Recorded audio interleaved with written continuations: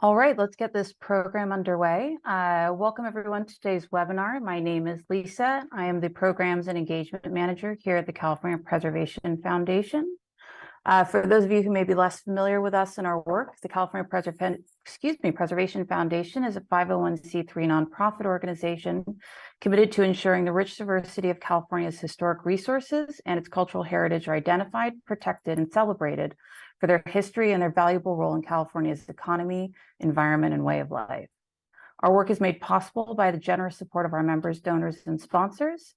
We invite you to join this preservation community by joining californiapreservation.org/membership. And this website is where you can also find more information on future programs and events that we're hosting. For today's webinar, we're joined by preservation professionals and advocates Milford Wayne Donaldson and Dick Cowan. Wayne is a past president of CPF and a tireless advocate for preservation.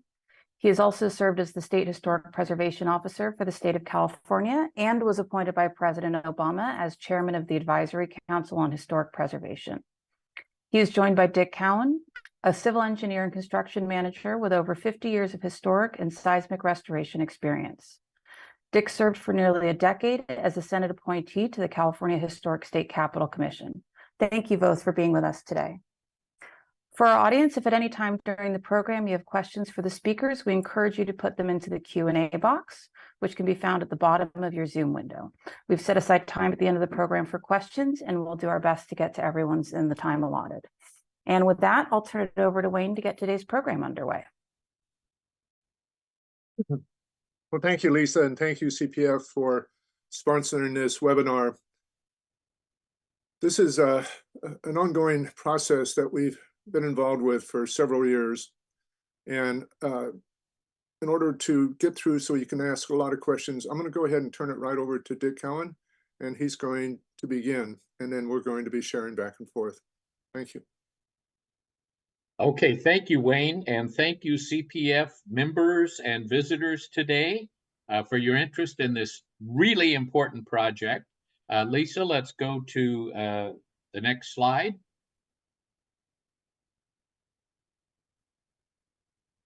Okay, and the next slide, there we go. So for those of you who may not know, the Capitol Annex project, sponsored by the California legislature, who own the Capitol building, not the executive branch, has three elements. On the right side of your screen, you see a proposed underground parking structure that would run along what would be 12th Street through Capitol Park from L Street to N Street. It has also then in the middle proposed replacement annex. Unfortunately, the 1950s wonderful annex to the Capitol was allowed to be demolished by the appeals court. And so we're still battling on the replacement annex questions. The third element is on the left of your screen, a proposed partially underground visitor center that would, in our view, block much of the view of the west facade and the west lawn area of the Capitol. Those are the three elements. Next slide. This image, which was taken from the draft environmental impact report, shows in blue the area that would be taken by the proposed replacement annex, and Wayne will describe that a lot more.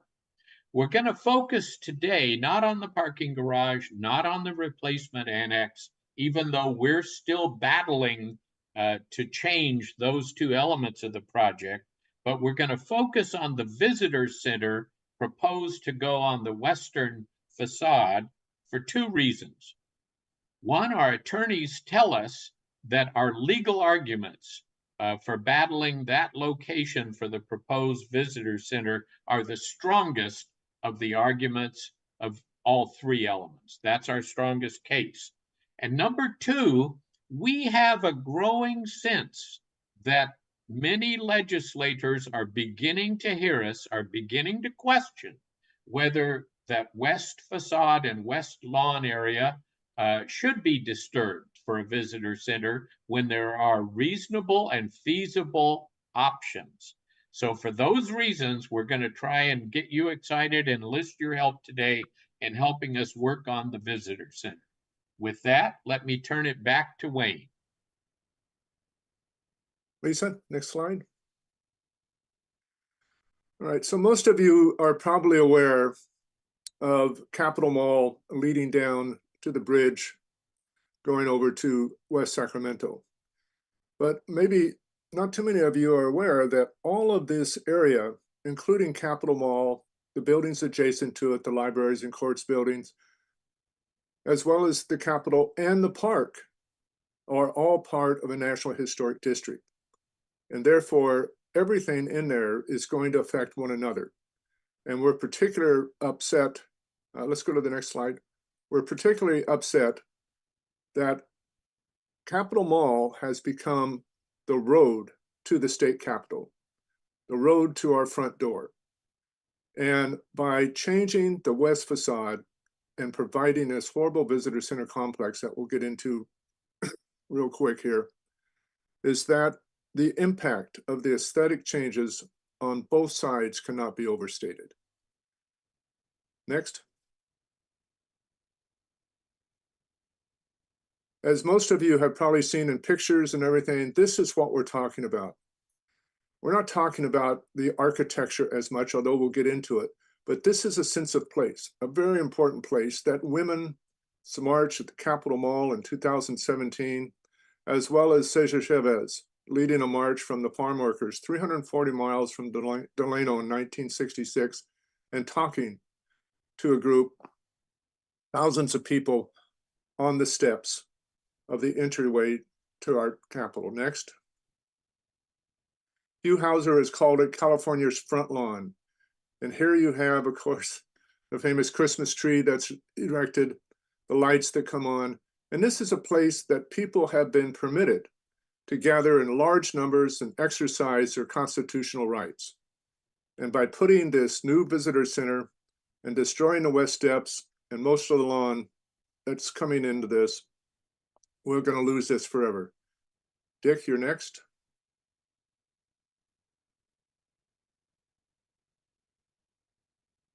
Next, Dick. Lisa. Sorry, I was muted. Next slide, please. Don't mute. Okay, this diagram shows the area of Capitol Park that would be impacted by these three proposed elements. Along N Street on the bottom, you see that parking turn lanes are designed, and palm trees that surround all of Capitol Park would have to be moved. The little green symbols indicate all the trees that are affected by the perimeter of the construction and a 25-foot impact zone. Tree roots, as you know, spread very widely, especially in areas where adjacent lawns are irrigated. And that's the case here. So the loss and threat of loss to trees by these three proposed elements is huge. Next slide. This is an image of the proposed new visitor center. The EIR committed that the design would follow the Secretary of the Interior standards for additions to historic buildings. And I'm not an architect, but I gotta tell you folks, I don't think this design meets those standards. It's all glass, it's larger, longer, wider than the 1860s Capitol. And I think it just doesn't meet it. And we're in a battle to change that exterior design as well. Next. We've got some tree counts for the new proposed annex. 31 trees have been removed. 34 have already been transplanted to create the footprint for the proposed new annex. Next slide. On the west, on the visitor center where we're focusing today, the EIR says 30 trees would be removed. Next slide. In particular, these two deodar cedars, which were planted in 1872 and make a tremendous framework for the view from the west, looking toward our capital, they would be threatened. You know, if we look at the design that's been proposed for that visitor center, which Wayne will show you more, it comes very, very close to these deodars. It just, you know, is amazing to me that people think we get to preserve these if that proposed visitor center goes ahead. Next slide. People will say, well, you know, the park has changed over the years. That's true. But if you were to ask the experts, where is the part of Capitol Park that is the least changed? Then you would see that it's this western lawn, western gathering place, and view to the western facade. This is the most original part of Capitol Park. So we do not want the partially underground visitor center to go here. And that's what Wayne will describe to you next. Okay, Lisa, next slide. All right, folks, so here it is. This is an aerial view that was produced by DGS showing the visitor center completely masking off and destroying the front steps, mostly all of the trees that were around it, and huge. Now, what we did is just so that people could sort of see what the visual impact of this really means. Next slide.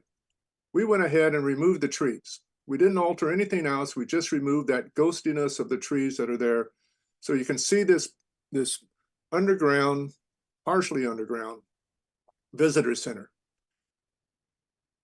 And there is no way to basically have any kind of demonstrations of gatherings. They show some people that look like they're ice skating on the top of this thing, but you cannot get there from Capitol Mall. You can only get there by going around the edges and coming up from the side streets, from the north and the south. In addition, next slide.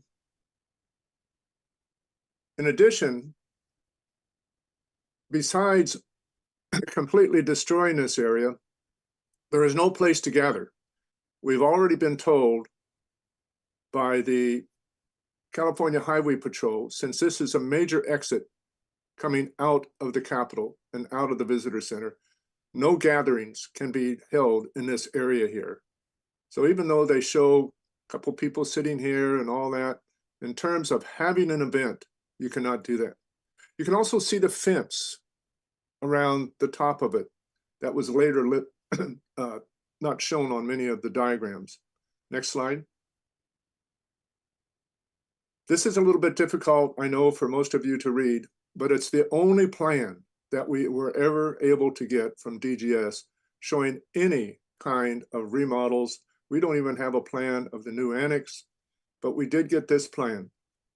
And we have a 20-foot difference in elevation going down to the visitor center from the sidewalk. And it starts right at the sidewalk. And it goes down at a 5% slope, which is okay when you're going to and from, if you happen to have a disability, like a wheelchair. But if you try to go across of it, let's say north and south across this plaza area, then you have a 2% cross slopes, which is not permitted. So even people cannot traverse this very well. And I got to tell you, it's a long distance to go in a chair. I was fortunate enough to work with the National Park Service and working on Preservation Brief 32, making historic buildings accessible. In addition to that, you have a large feature that's over the top of the visitor center that's a reflected pool. This was sort of captured and taken off from the nation's capital, which I had a chance to work on when I was chair of the Advisory Council on Historic Preservation, in terms of their new visitor center, which is not in the front steps of the nation's capital. It's back behind it across the street. And you get down to there by going in the back way, not in the front. Next. So this view that you see, this is no longer in the EIR. Somehow it's not there anymore, but it came out earlier because you can see part of the slopes of the grass and the stuff and everything that's there. You don't see these little ziggurat steps and stuff. But notice the entry. Oh my God. And not only that, they forgot to put the capitals on all of the columns for the state capitol building anyway. But it reminds me that I'm going into, to Disneyland at the California series there and experience something that's has nothing to do with our history on the state capitol. I just can't imagine how anybody can look at that and accept it. Let's go on to the next one. So the EIR, however, does have two alternate locations. One is on the north side and the other is on the south side. And this is a view from the EIR showing the glass building butting up against the Capitol. And basically this is where visitors come up and they go through their check and they're into it. And there's an ADA compliant ramp that's off to the left there that's kind of hidden behind the bushes, which is great. So yes, we can put it there. And the EIR says we should put it there. Next. And we're just going to throw this in, maybe to talk about at the end a little bit. But we do have a proposal for the annex that would be much more in keeping with the Secretary of the Interior's standards. And it's consistent with the way that we treat properties of this nature. It is, after all, our state capital.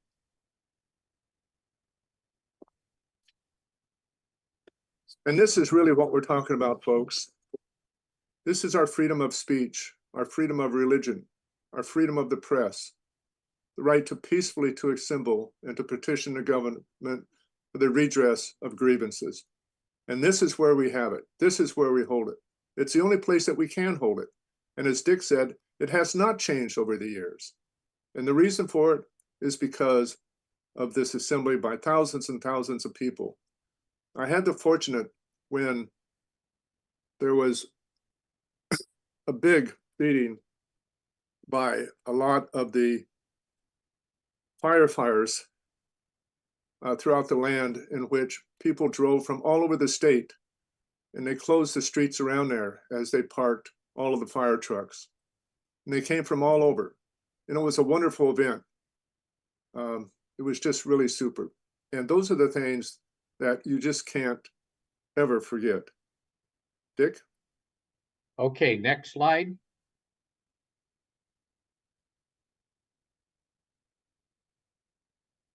Okay, so as Wayne said, this front area really is important. We hope we've communicated to you today the importance of this view and this gathering space. And we hope we've communicated to you the terrible threat that we believe the proposed visitor center constitutes if it were to be placed here as the proposal is. Next slide. And finally, next slide. So there are options. There are options. We can slide that proposed visitor center to the south. We can slide it to the north. We could put it into the annex. We could use the Galleria that's in the design of the annex that we didn't show you yet. There are options to save the West Lawn, preserving it for its public use and preserving that view, which is so important. So we would like your action. Next slide. The Preservation Foundation has created a link that you see at the top there with a template letter that you could use and send to the Joint Rules Committee members who are managing this project, the Joint Rules Committee of the legislature. That link will also send that same letter to the governor. Those are the people who can really affect this. If you would like more information, here are two other websites which have information about the Capital Annex project, how it evolved, what's going on, who's in favor of what, who are our coalition partners in wanting to change the Capital Annex project. And there is a second Take Action button on the saveourcapital.org website. Additionally, now, if you know your legislator, and she may not be on the Joint Rules Committee, but you know her or him to be a preservationist or to value your role as a preservationist, feel free to communicate in any other way that you like. But here are three links and two easy ways to make that communication. With that, I'll pause, ask Wayne if he has any additional comments, and then we'll go to Lisa. So Wayne? Yeah, thank you, Dick. That was an excellent wrap up.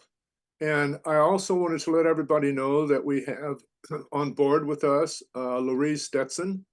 And she's been really involved in this project since day one.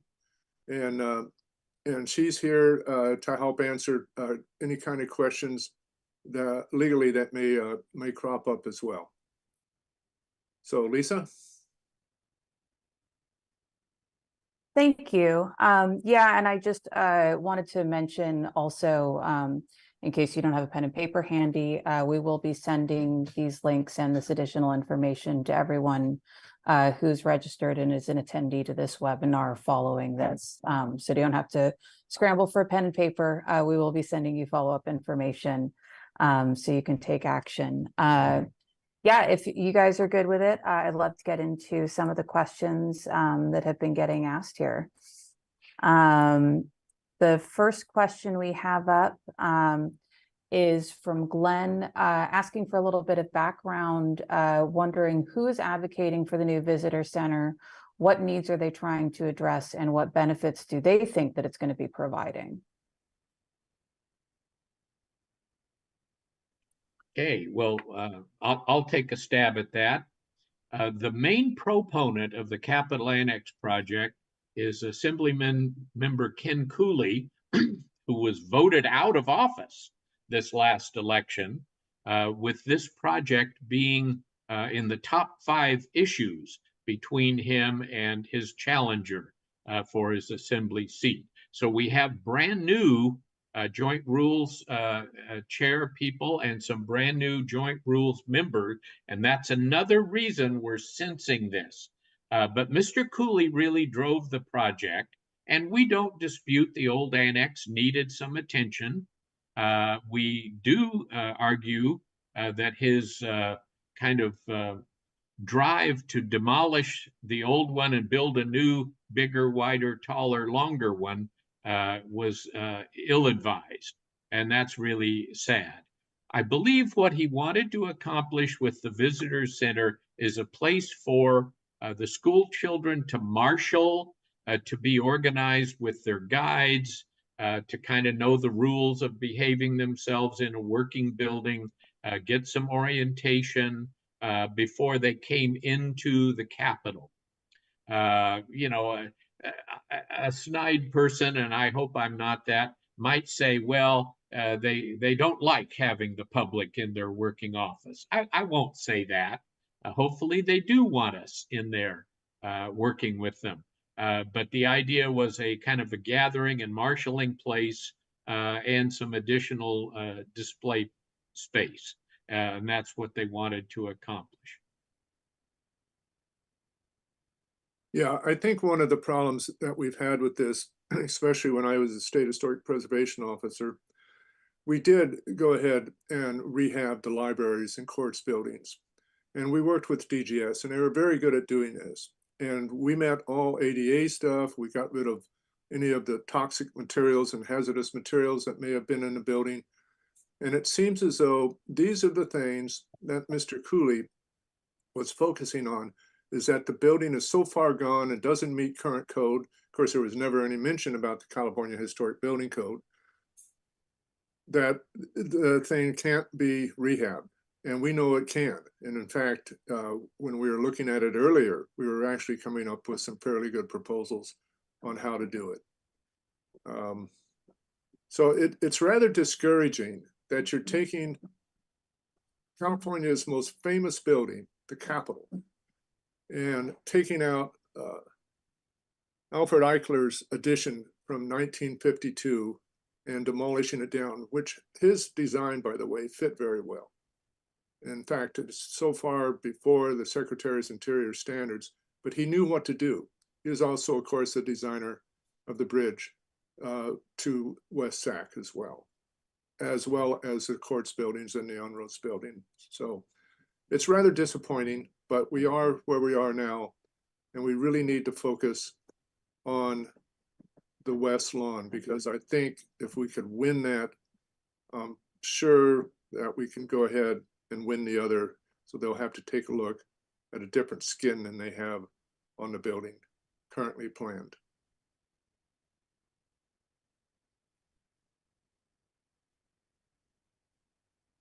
Great, thank you both. Another question here, and I will go back to the slide as soon as I'm done answering it, was asking what are speakers knew of the images shown in the expanded north and, or the images clearly showing expanded north and south side structures. And I believe that's referring back to potentially this image. I believe what's here are temporary buildings on either side. I don't know if there is permanent development planned there. He also, or he or she also says they seem to be substantially larger than the entrances currently in use. So this is an important point, and you're correct, Lisa. What are shown here is a temporary visitors entrance that's in use at the moment, while the annex has been demolished. One can enter the north and south entrances of the 1860s building, and so there are some temporary ones there. But the question is apt, because the design of the replacement annex and what's shown in this photo behind the 1860s Capitol is the old annex that's gone, because the new proposed annex would be wider than the 1860s Capitol.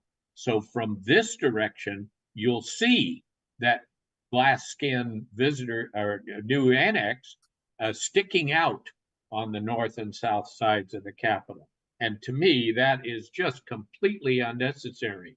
Wayne did some work analyzing what pitiful little information has been shared with the public. And if we squeeze down the Galleria, we can squeeze north and south the building so it properly hides behind the 1860s Capitol. Let's go to slides 19 and 20. Let's go to 19, Lisa. I don't have numbers, so you're going to have to tell me when to stop. Keep going. Slow. Next one. Okay. So to answer the question, this is the way the entry would look to the south if the new building was built and completely finished and stuff. But you'll notice that there is kind of a freestanding canopy that's right in the front there. That partial of that canopy is actually enclosed. So when you come up through that, it gives you then an area to stack up as you're going through security in order to get into this side of the building right here, as well as in the visitor center, of course, on the south side, if that's built the way it is. So next, but I'll point out that you can see how far that glass structure sticks out. it sticks out actually further than the edges of the state capitol. Wayne actually came up with a brilliant idea, I think. Suppose off to the left of the image where you see the gentleman walking with his hands in his pocket, suppose a completely underground visitor center were below his feet. Wayne suggests you go in through this entrance with your group to visit the Capitol, and immediately after passing through security, drop down in the elevator and go to the visitor center. And so there need not be any special visitor entrance. You'd use the same entrance here, same lesser security people. And Wayne made this comment in his comments to the EIR. Let's go to the next slide, Lisa, so we can, because Dick is absolutely right on this. Yeah, this allows you then to go into the building. By the way, there is no elevator in the new visitor center to get people up. They are switchback ramps. Once you get into that, that takes you up there, which is just absolutely crazy. One reason, and I think Dick had mentioned this, one reason why the new annex is so huge is that they have a gigantic interior opening in the building itself. And then about 3 floors up from that, there's surrounded with a gigantic skylight so that if you're standing in one small place down in the bottom of the new annex, you'll just be able to see the top of the Capitol as you look back up towards it, of the dome, which is just craziness. It is. All right. Let's see. Next question. Ruth Ann asks, has the EIR been certified and what is the status of your legal challenges? Loree, do you want to chime in on this? You're muted, by the way. So currently we have two legal actions. One is a lawsuit over the annex itself and its composition and the fact that it doesn't meet the Secretary of Interior standards, and that's in Superior Court. And then we have an appeal to the Third District Court arguing that DGS did not meet the requirements of the appellate court's requirements to lessen the impact to the west lawn. What DGS did in their certified EIR is they have all of the 3 project elements that Dick mentioned, the annex, the parking garage, and the visitor center, but they didn't approve the visitor center. So it's still in the EIR on the west lawn. We want them to change that and build the visitor center on the north, south, in the new annex off-site, but to preserve the west lawn since it's the original, the only remaining original park from the 1870s. And those cases are going forward over the next few months. And then the status of the most recent draft EIR. So Go ahead. Go ahead. No, I was no, going to you say go. the final EIR has been certified.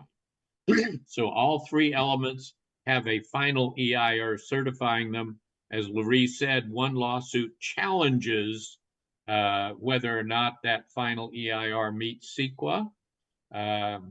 As to the annex exterior design, not only the glass skin, but the height, the width, the visibility from the west, overpowering the 1860s Capitol.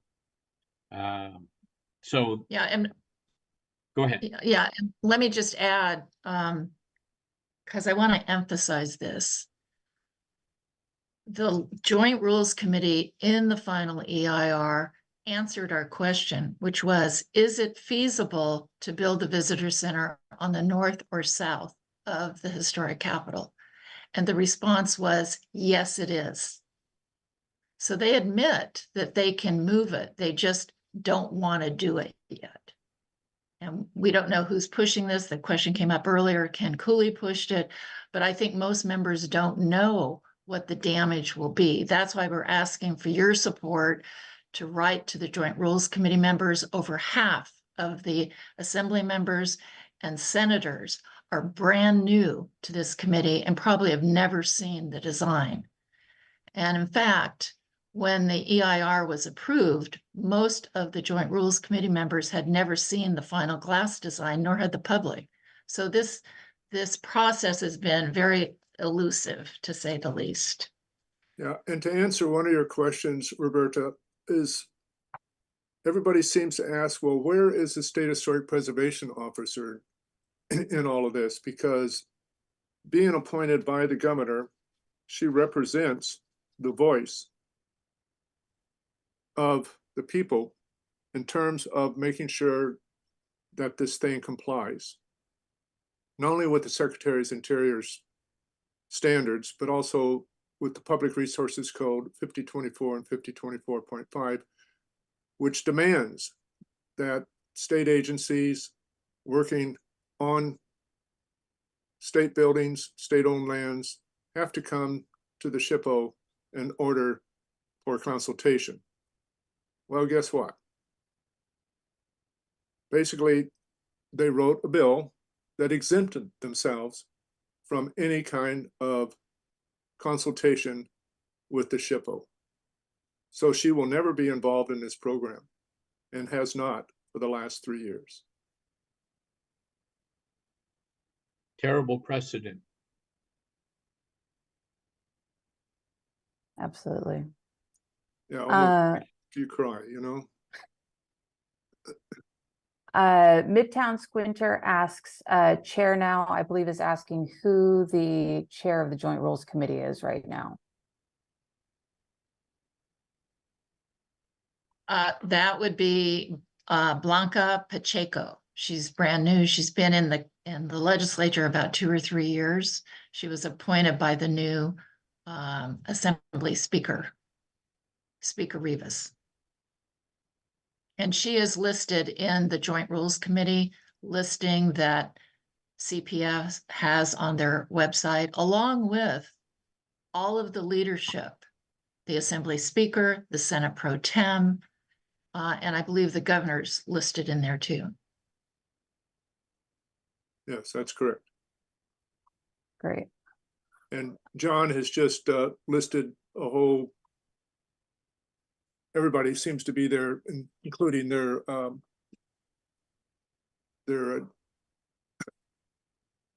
think it's their email address. Yeah, it is, all the email addresses. Yeah, it looks like he's got JRC members here. And then I think I didn't see Blanca's number or email there, but we can add that in here. And again, it will be on the website link. And again, we will provide that to everyone one more time following this program. This one's a bit of a rhetorical question, but I know that it's something that you would all like to answer. Carrie asks, how can a legislature spend this wasteful amount of money to our capital without a vote of the people, let alone without informing the people of such a drastic demolition? That is a $64 million question. We've been asking it for 3 years, and we have It's tons of a $68 billion question. Yeah. The current estimate that we have available to us is that all 3 of the elements will cost $1.2 billion, billion with a B. It's very hard to make that because the project was initially approved at 445 million. So it's more than doubled over the years of its planning and design. And the money was approved in this bill, and then that bill, and then this transfer to a capital improvement fund. And then, oops, we need another 100 million in this bill. So we've tracked that and put it all into a matrix, but it was not not simple. And I don't know if that were intentional or not, but No, it was definitely intentional. And what they did also is that after, hold on a second. After the January 6th, there was a lot of complaint about how can you build a new annex all made out of glass, in terms of people shooting at it, birds flying into it, everything else. How can you do that? Well, guess what? They went back, and I can't remember the number, Dick, but they got another $100 and some odd million as a security measure. However, the security measure doesn't have anything. They haven't changed anything of that. What they've done is they had basically a loss in their budget that they had to make up, and it was exactly the same amount. And Dick, you were a better numbers guy than I am. yeah, no, you've got it exactly right. It was 100 million. And what a great excuse for papering over your over budget design than, oh, we need money for security. But oh my gosh, it was, what do you say? There are other alternatives, but we kind of want to focus on, at least in terms of what we feel where the annex should be in the swing building and all that. But I think we need to focus really how we can save the West Steps, because if we don't, there's no place for people to gather besides just the horrible design that you got going on for you. So, I mean, it's just, it's horrible.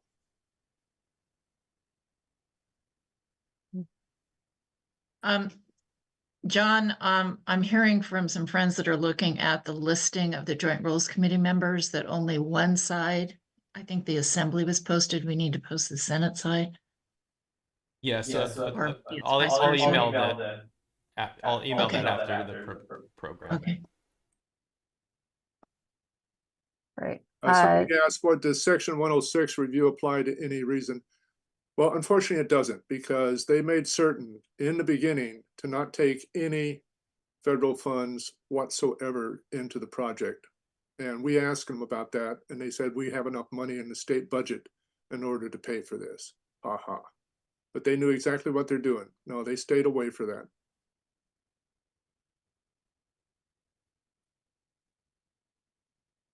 Another question from Anonymous. Has there been any consideration to use the legislative buildings across N Street for the visitor center once the new annex is built? I'd like to answer that. And then Dick has more information too. We sat through some of the Joint Rules Committee hearings, and one of the committee members asked Ken Cooley, who was chair then, whether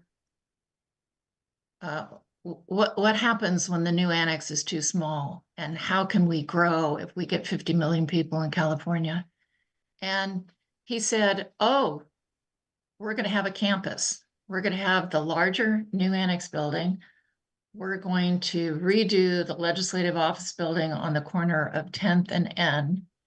And we're going to use part of what we call the swing space, which is where they are now. It's a temporary government building 10 stories high, and that's where they're located as the new annex is being built.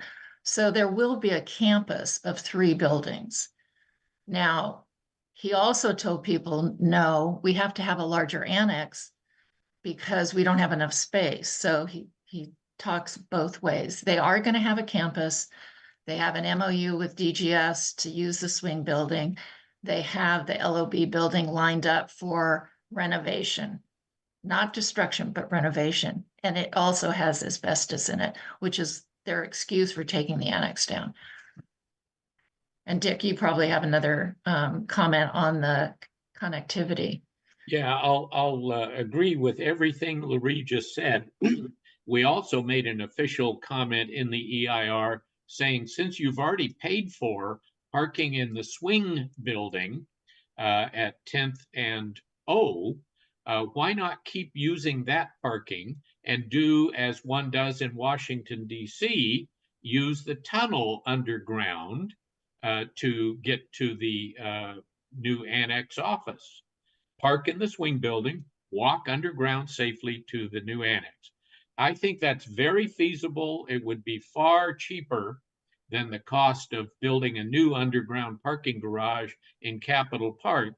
And of course, parks are not building sites for parking garages. That's just completely wrong. The response in the EIR, the final EIR, is to me very unsatisfactory. They say, well, a tunnel might run into utilities. Duh, it's done all the time. There are existing tunnels only for utility pipes and the people who service those utility pipes. I've been in them extensively when I worked on the restoration of the 1860s Capitol. So I know this is a feasible thing, would save maybe only $250,000, but we need every penny, don't we? Very true. Very true. Terry says, one, thank you for taking up this cause, and asks, is there a Save Our Historic Capitol Building lawn sign or similar I can use in my front lawn? Is there a fund to contribute for a billboard campaign? I guess wondering other ways that they can, that one can, in addition to writing their assembly members and so forth, can show publicly their support for this cause. So we'll give that to Loree. Yes, you can donate on Save, what is it, Save CalCap. There's a quick donation button, and you can also make out checks and mail them to the California Capitol Preservation Society, and it's a write-off. We are still collecting donations. We have looked at billboards, they're pretty expensive, but we don't have lawn signs. So, but any other ideas that you guys have, we will take back and see if we can do more fundraising.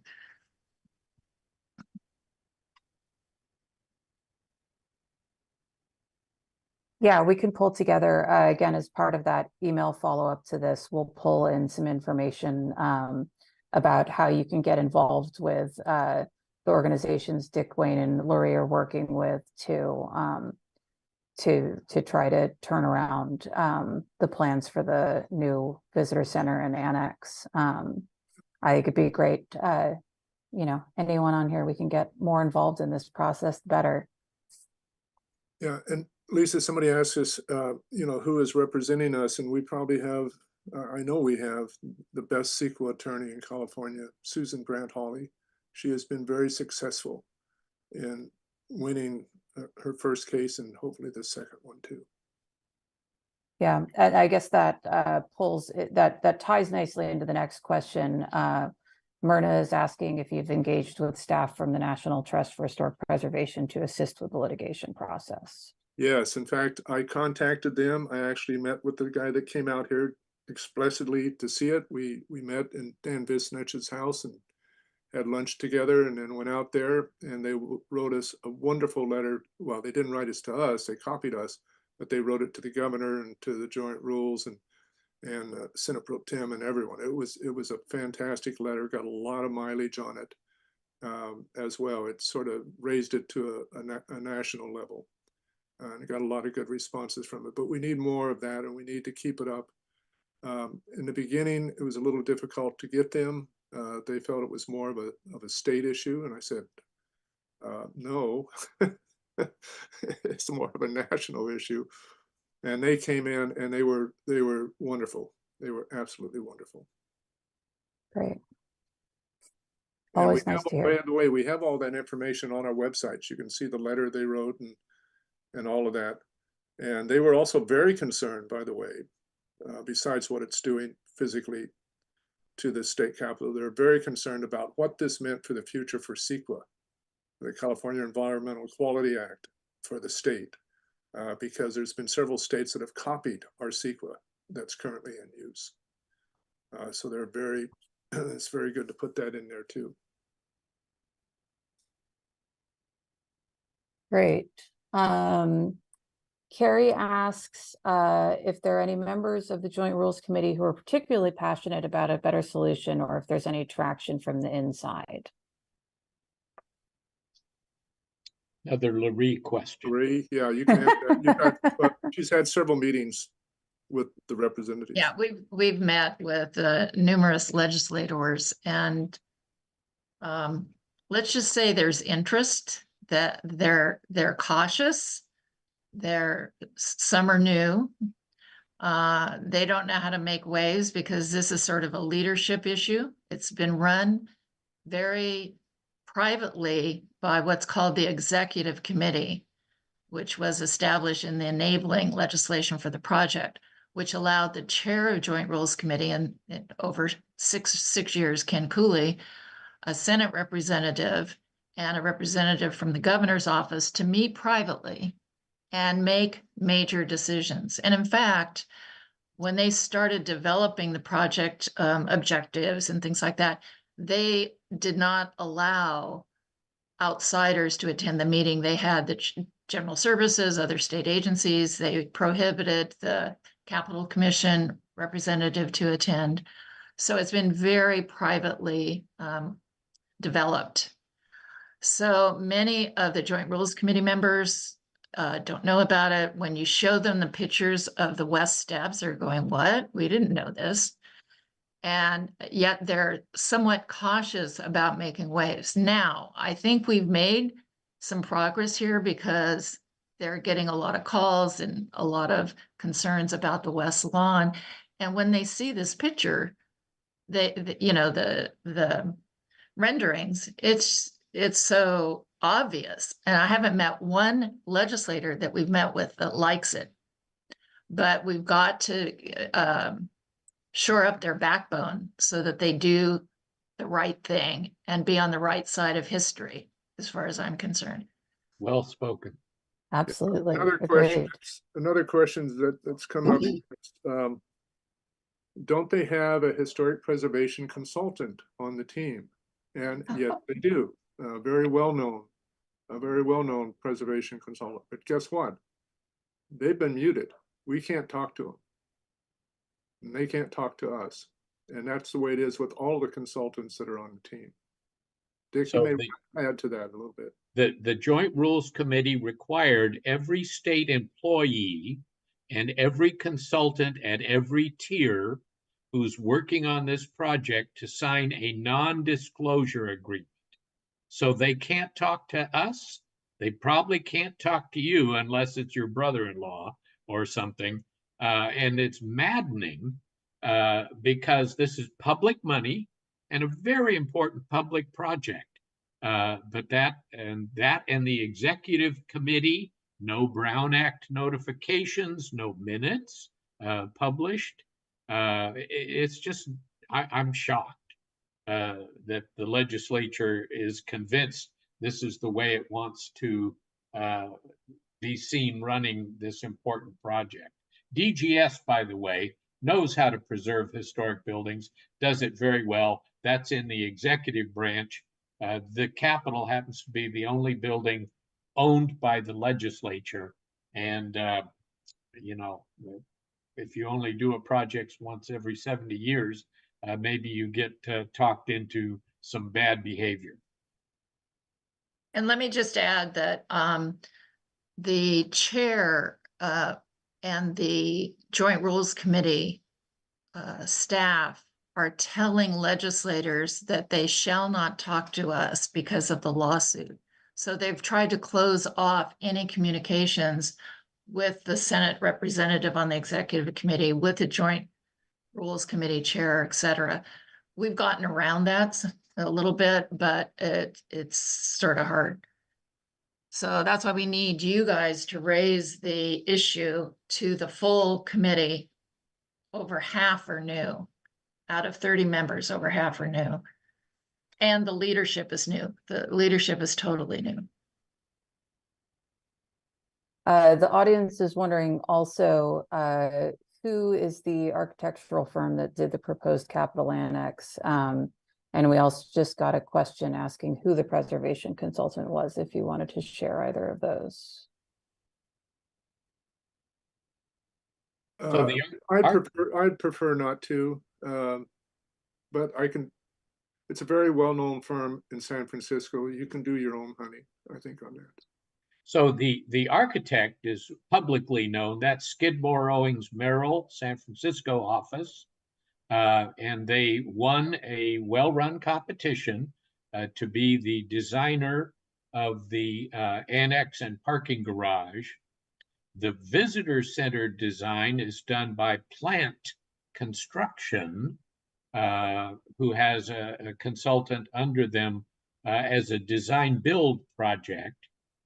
And their names are on some of the images that are on publicly available documents in the EIRs and presented at the hearings.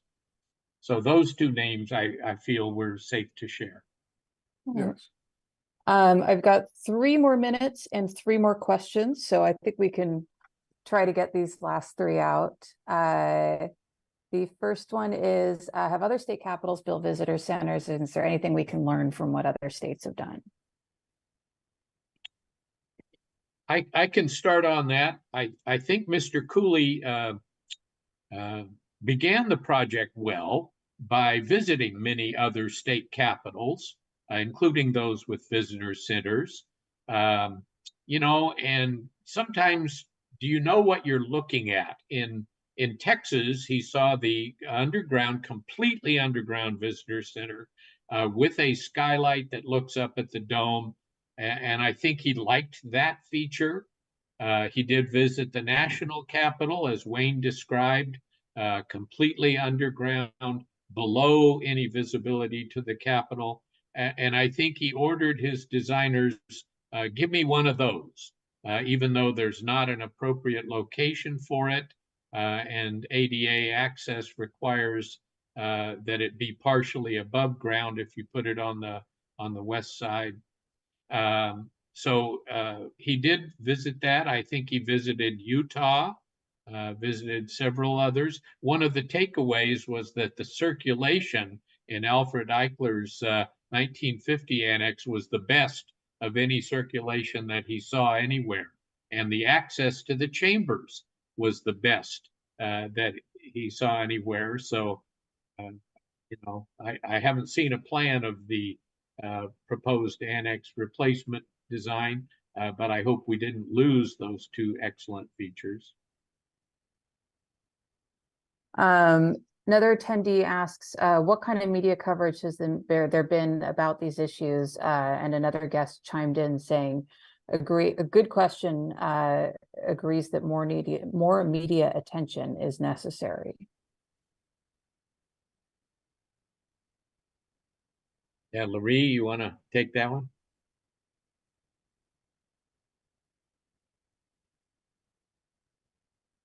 So we've done, with our sister organization, we've done numerous public events at the Capitol.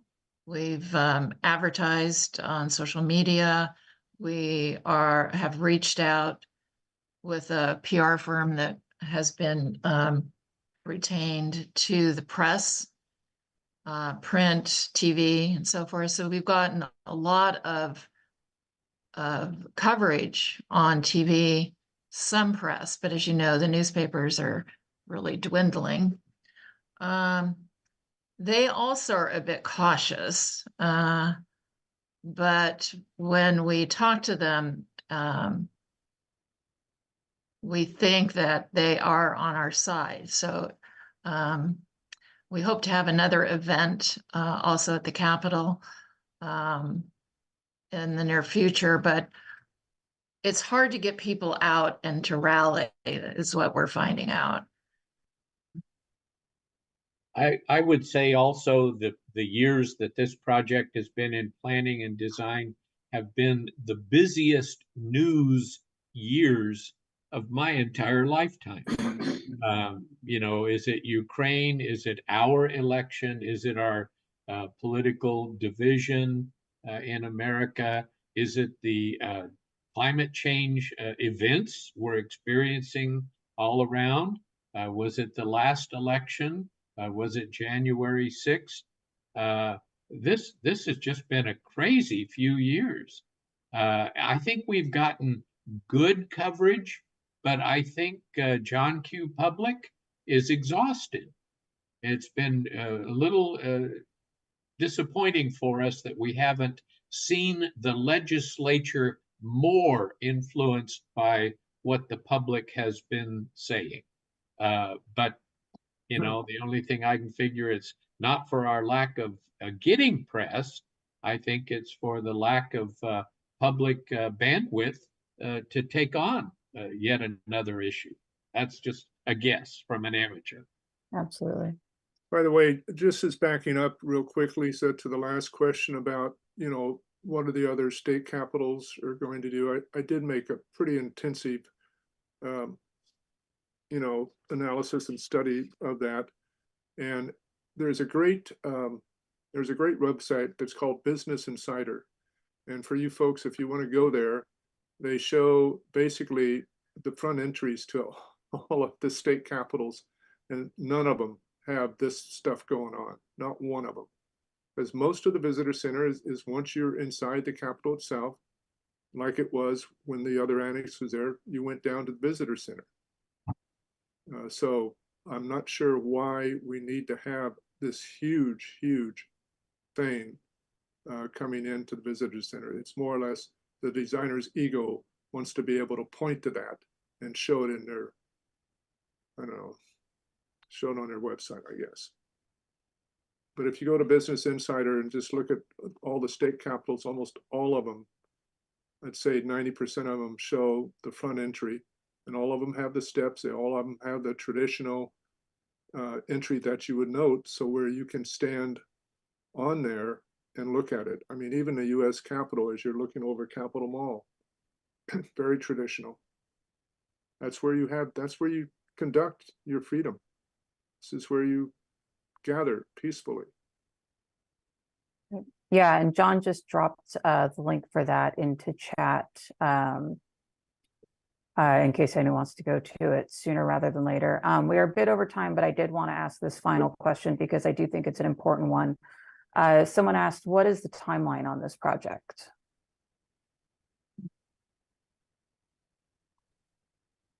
Marie, you probably have the best answer to that. Well, I have the timeline. Not absolutely on the sure, but yeah. Yeah, I have the timeline on the lawsuits, but I think they're also asking on the construction of the annex, et cetera.